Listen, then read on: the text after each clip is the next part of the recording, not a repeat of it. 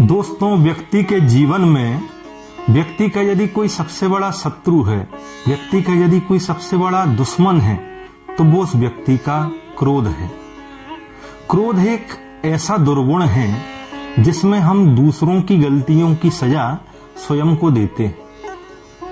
क्रोध की अग्नि, क्रोध का अंगारा हम फेंकते तो दूसरे के ऊपर है, पर उस क्रोध की अग्नि में, उस क्रोध के अंगारे में परिणामतः हमें स्वयं ही जलना पड़ता है।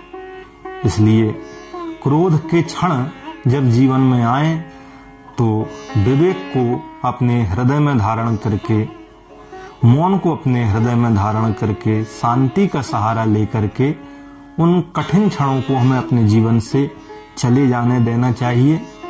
और तब आप पाएंगे कि आपके जीवन में सुख का समय आ चुका है, शांति का समय आ चुका है। और क्रोध से संबंधित एक बड़ी सुंदर कथा मुझे आज याद आ रही है। एक छोटा सा बच्चा था जो बहुत जिद्दी था, बात बात पर क्रोधित होता था।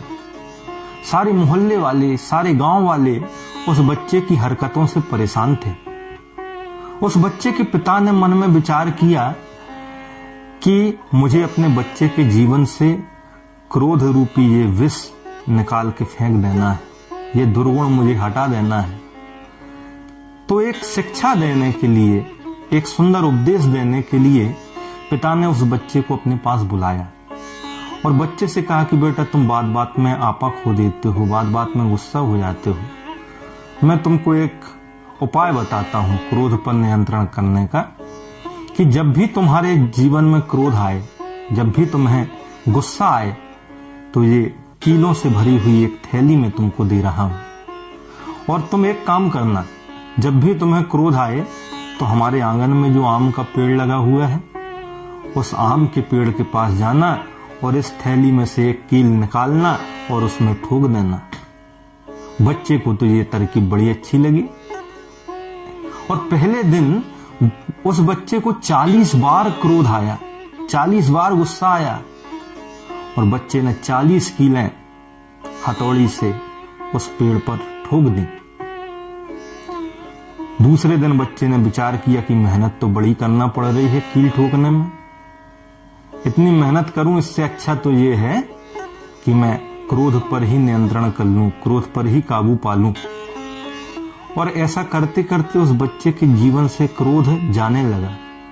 और एक ऐसा दिन भी आया कि जब बच्चे ने एक भी कील उस पेड़ पर नहीं ठोकी, उसके जीवन से क्रोध जा चुका था। अब वो क्रोध पर नियंत्रण करना सीख गया था।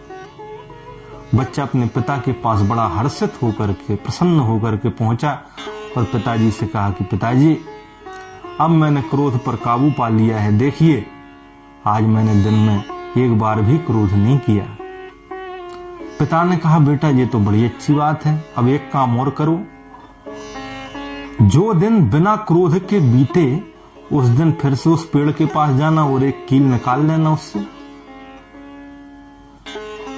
अब एक दिन में 40-40 कीलें उसने ठोकी थी और जिस दिन क्रोध ना आए तो सिर्फ एक कील निकालना है।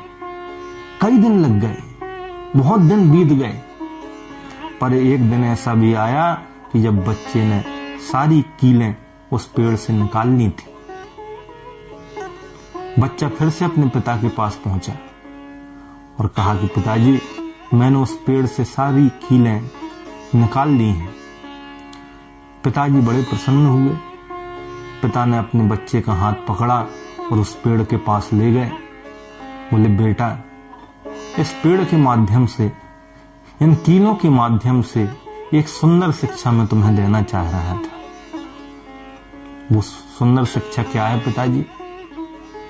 पिता ने कहा कि बेटा, तुमने कीलें ठोकी और फिर बाद में कीलें निकाल ली। उसी प्रकार जब हम क्रोध में बुरे शब्द किसी को बोलते हैं, व्यंग्यवाण चलाते हैं, व्यंग्योक्ति की कीलें दूसरे के हृदय में ठोकते हैं, तो दूसरे को बहुत दुख पहुंचता है। हम क्षमा के द्वारा, पश्चाताप के द्वारा उन कीलों को निकालने का प्रयत्न करते हैं, प्रयास करते हैं।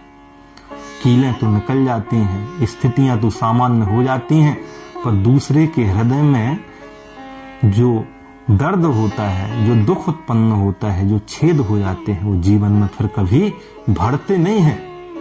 इसलिए मित्रों, क्रोध के क्षण जब आपके जीवन में आए, तब क्रोध के परिणाम को आप याद कर लेना कि क्रोध करने के बाद हमारे जीवन में क्या परिणाम आने वाला है।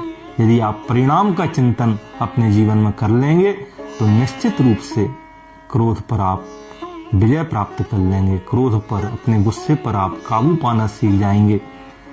जीवन में जब भी क्रोध आए तो विवेक को धारण करें, मौन को धारण करें और एक सुखमय जीवन की ओर अपना कदम बढ़ाएं।